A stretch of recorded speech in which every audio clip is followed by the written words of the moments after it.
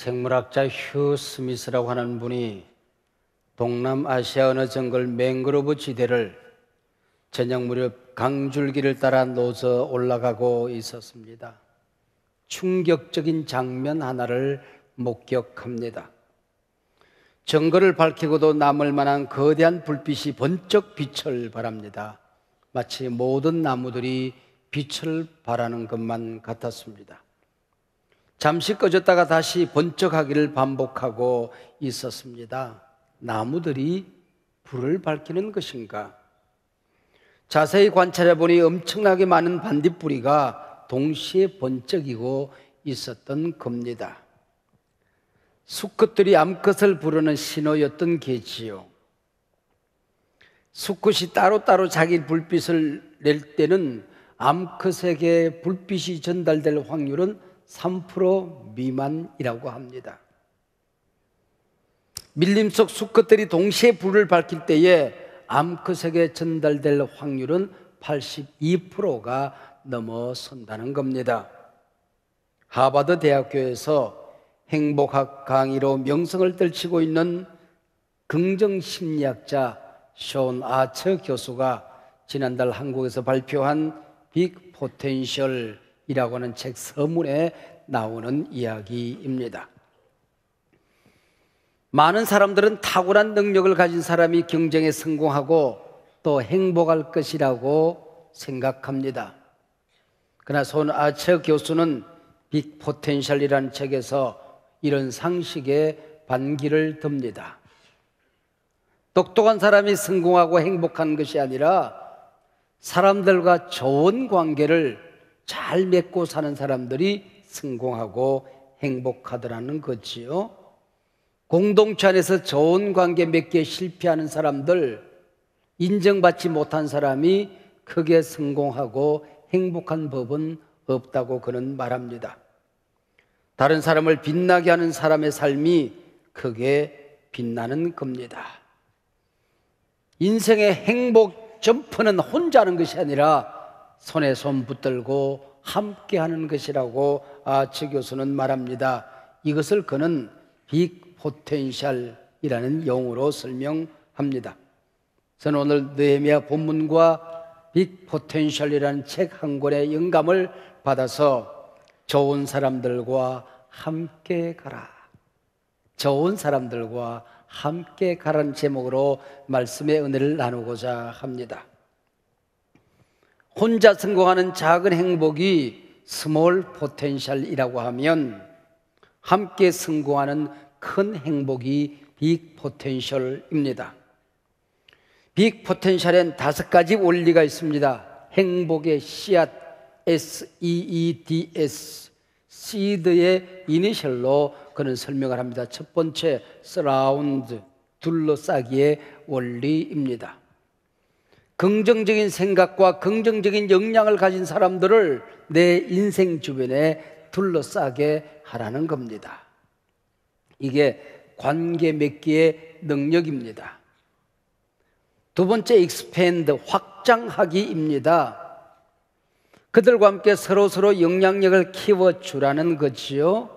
공동체 안에서 한 사람이 100이라는 행복을 만들어 살면 그 주변에 있는 모든 사람들의 행복 지수가 63% 증가한다고 주장합니다. 세 번째, enhance, 강화하기입니다. 칭찬의 원리이지요. 멋있게 칭찬하는 법을 배우면 너의 영향력과 나의 영향력이, 네 행복과 내 행복이 강화되어진다는 겁니다. 네 번째, 디펜드, 방어하기입니다. 빅 포텐셜에서 이건 굉장히 중요한 차원입니다. 부정적인 사람들의 영향으로부터 서로가 방어막이 되어주라고 주장합니다. 내 주변에 부정적인 이야기를 늘 내려놓는 사람들, 험담을 좋아하는 사람들, 걸핏하면 불평하는 사람, 이런 사람들은 내 삶의 영향력과 행복을 빨아먹는 흡혈귀, 뱀파이어라고 그는 주장합니다. 심지어 아침에 일어나서 부정적인 뉴스도 보지 말라고 조언합니다. 아침에 부정적인 뉴스를 보고 난 후 6시간이 지나고 나면은 불행감에 빠져들 확률이 27%나 높아진다는 거지요. 마지막 5번째, sustain, 선순환 유지하기입니다. 자기 인생의 행복의 시스템이 작동되게 하라는 것입니다. 사람들과 좋은 관계를 맺고 행복하게 사는 것이 라이프 스타일이 되게 하라고 하는 겁니다. 빅 포텐셜이 관성의 힘에 의하여 저절로 흘러가게 해야 한다 하는 주장을 하고 있습니다. 좋은 사람들과 함께 가기라는 이 주제를 가지고 저는 오늘 본문을 들여다보았습니다. 에스라 느헤미야서는 포로에서 돌아온 유다 백성들의 공동체 건설 얘기입니다. 함께 가기에 몸부림입니다. 예레미야에게 약속하신 70년 포로 생활이 끝나기가 무섭게 하나님이 움직이기 시작합니다. 이스라엘 백성들을 바벨론의 포로가 되도록 허락합니다. 근데 바벨론이 미웠던 거예요. 그래서 그걸 꺾어버립니다. 하나님은 바벨론을 페르시아에 넘기지요. 그리고 페르시아 왕 고레스 왕을 쓰기 시작합니다. 이방 왕 고레스는 유다 백성에게 은혜를 베풉니다. 본국으로 돌아가라 허용합니다. 성전 건축에 필요한 물자를 공급합니다. 바벨론 느부갓네살이 강탈해 왔던 성전 기명들도 다 돌려줍니다. 이때 각 나라에 자리 잡고 살던 사람들이 일어나 본국으로 돌아온다는 게 쉽지 않았을 터인데 유다 백성들이 함께 일어나 본국으로 돌아옵니다. 온갖 헌신과 수고를 아끼지 않고 성전을 건축합니다. 무너진 성벽을 수축하지요. 얼마나 기다렸던 시간입니까? 그토록 만나고 싶었던 하나님을 성전에 들어가 만날 수 있게 된 것입니다. 이제 유대인들이 신앙 부흥을 일으킨다면 어떤 모습이 상상되어집니까? 온 백성은 성전으로 양을 몰고 오너라. 제사하자. 1,000번제가 아니라 1만 번제라도 드리자. 이럴 것 같은데 지난 시간 8장 1절로 12절에서 백성들은 수문앗 광장에 모여 말씀 부흥회를 일으킵니다. 여러분 지난주 말씀의 제목이 기억납니까? 말씀 듣고 울었다 였습니다. 이 사건 하나로 유다의 제사 중심 신앙이 말씀 중심 신앙으로 바뀌어지는 겁니다. 하나님을 만나는 중심 통로가 바뀌어졌습니다. 제사에서 말씀으로. 이건 종교혁명입니다. 이스라엘 백성들이 함께 가는 그 힘이, 그 기준이 바로메타가 말씀에 있었다 그 얘기입니다.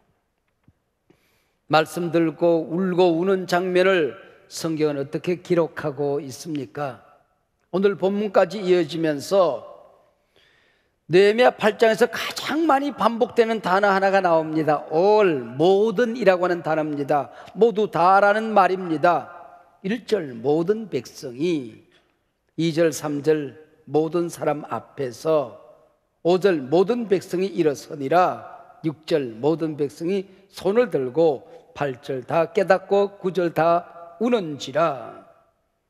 느헤미야 8장 18절이 있습니다. 이 안에 모든이란 단어가 자그마치 13번이나 반복적으로 등장하고 있습니다. 함께 가고 있었다 그 얘기입니다. 비전을 향하여, 하나님의 명령을 향하여. 믿음의 공동체는 믿음의 사람들이 함께 가는 겁니다. 하나님의 나라는 하나님의 백성들이 함께 세우는 나라입니다. 교회는 하나님의 자녀들이 함께 건설하는 집이지요. 복된 명가문은 가정의 모든 사람들이 같은 신앙으로, 같은 마음으로 함께 건설하는 가정이라고 하는 것입니다. 교회가 무엇입니까? 같은 신앙, 같은 마음, 같은 뜻을 품고 같이 가는 사람들의 모임입니다. 함께 가는 사람들을 묶는 예식이 있습니다. 그게 초막절이에요. 그게 절기신앙, 주일신앙입니다. 그래서 주일은 세상 사람들과 하나님의 백성이 갈라지는 날입니다. 한 주간 사는 것 보면 하나님의 사람들이나 세상 사람들이나 별반 다를 바가 없어 보입니다. 밥 먹고 잠자고 일하며 사는 일이야 엇비슷하지요. 그러나 주일 아침이 되면 교회로 모이는 사람과 세상으로 나아가는 사람이 갈라집니다. 영생과 멸망이, 천국과 지옥이 갈라지는 날입니다. 말씀 듣고 온 백성이 울었던 다음 날, 오늘 본문이 이제 시작입니다. 13절 그 이튿날입니다. 백성의 리더들이 다시 에셀 앞에 모입니다. 성경을 우리가 읽을 때에 성령님이 역사하시면 숨겨졌던 말씀이 살아서 일어납니다. 의인은 믿음으로 말미암아 살리라. 오랫동안 숨어있던 이 말씀이 누트에 의하여 자리를 박차고 벌떡 일어나자 정교개혁이 시작된 것입니다. 학사 에스라와 백성의 리더들이 말씀을 펼치니 너무나 오랜 세월 잠들어 있던 한 말씀이 자리를 박차고 일어납니다. 초막절을 지키라 하는 말씀이었습니다. 아마 레위기 23장 34절의 말씀이었을 것입니다. 수문학 광장에 모여 말씀 듣고 운 날이 7월 1일입니다. 그 이튿날 다시 모인 날이 7월 2일입니다. 초막절은 7월 15일입니다. 13일이 남았습니다. 온 백성이 산에 가서 나무가지를 찍어다가 초막을 짓습니다. 그리고 7월 15일부터 한 주간 동안 초막절을 지킵니다. 세일에 동안 이 말씀이 서영도를 치고 있었던 거지요. 좋은 사람들과 함께 가라.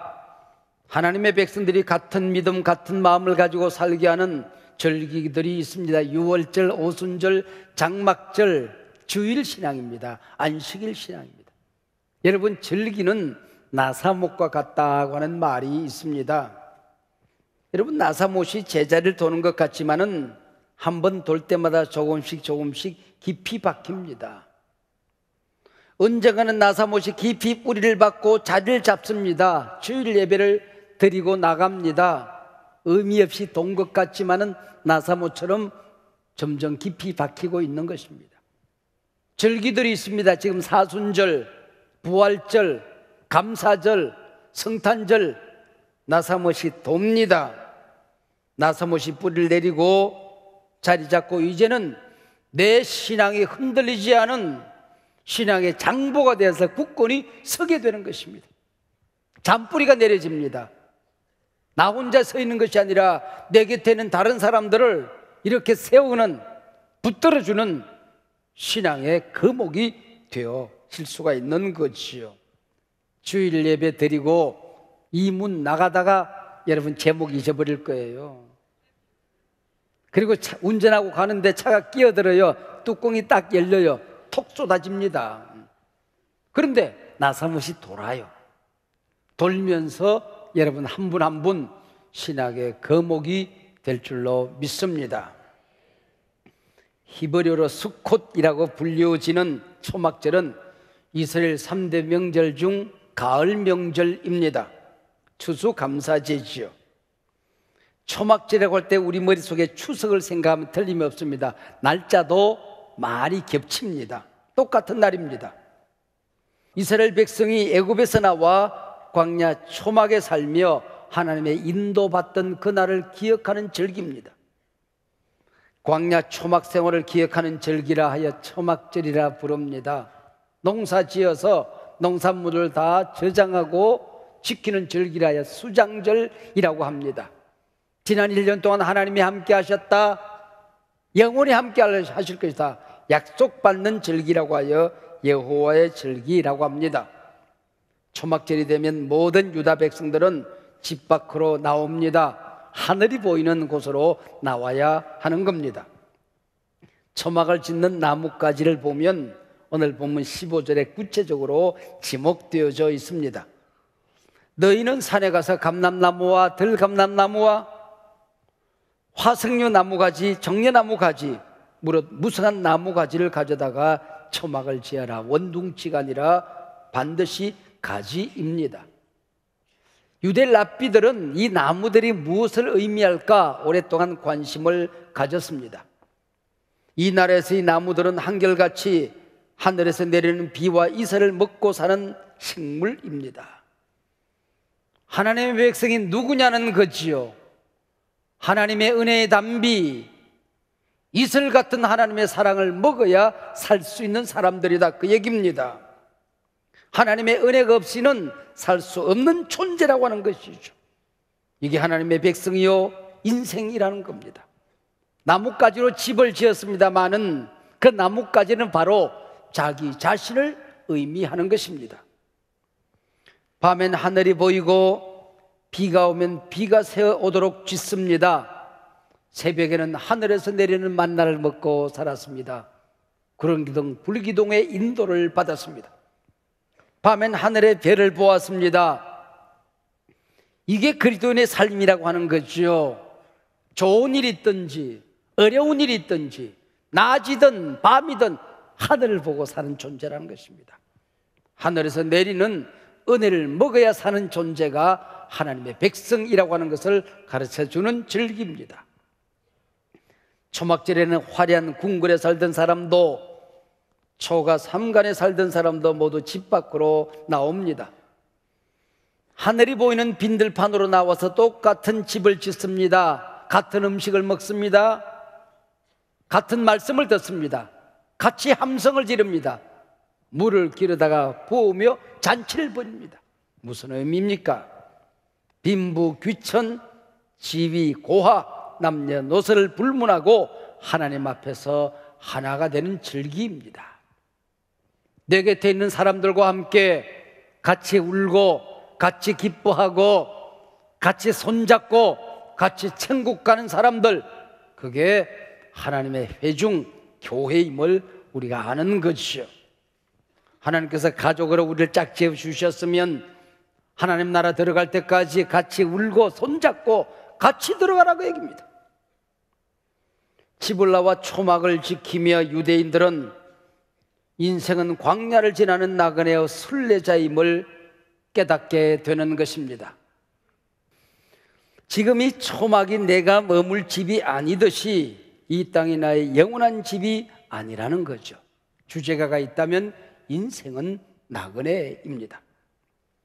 이스라엘이 광야에서 인생은 하나님의 백성과 함께 걸어가는 나그네 기름을 배우는데 40년이 걸렸습니다. 애굽에서 가나안까지 500km 내외입니다. 고속도로로 달리면, 차로 빨리 달리면 6시간, 한나절이면 갈 수 있는 거리입니다. 걸어가도 보름이면 가는데 40년이 걸렸습니다. 하나님과 동행하는 것을 배우기 위하여. 인생은 동행길이다. 하나님과 함께, 사랑하는 사람들과 함께. 사랑하는 여러분, 지금 여러분 곁에 좋은 일이 있습니까? 신나는 일이 있습니까? 혼자 신난다면 잘못 살고 있는 거지요. 어려운 일이 있습니까? 힘든 일이 있습니까? 무서운 질병이 있습니까? 아프십니까? 그러나 내 곁에 가족이 있고 친구가 있고 나를 위해서 울어주는 사람이 있다고 한다면 행복입니다.